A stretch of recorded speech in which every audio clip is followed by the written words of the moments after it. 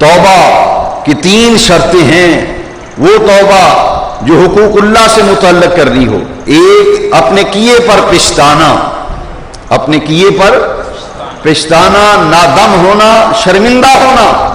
اور دوسری شرط ہے کہ اس گناہ کے قریب نہ جانے کا عزم کرنا، اللہ کریم سے عہد کرنا کہ آج کے بعد یہ گناہ نہیں کروں گا.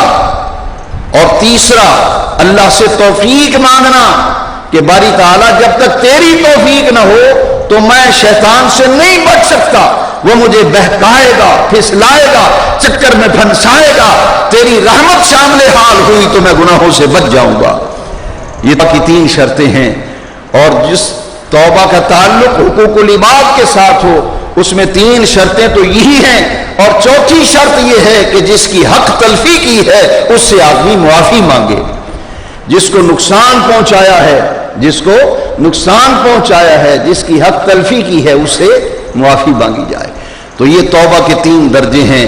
دوستو، ہماری جوانیاں گزر رہی، ہماری زندگی تیز ہواؤں کے جھونکوں کی طرح گزر رہی ہے. لیکن اب اگر نہ سنبھلے تو کب سنبھلیں گے؟ اب تو لٹا پٹا کر بھی ہمارے اندر تغیر و تبدل نہ ہو تو پھر ہماری زندگی عبث ہے، ہمارا مسلمان ہونا عبث ہے.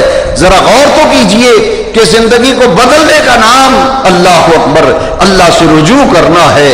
کہ رب تعالیٰ کی بارگاہ میں رجوع جب کیا جاتا ہے تو انعام بھی اتنا بڑا عطا کیا جاتا ہے. دنیا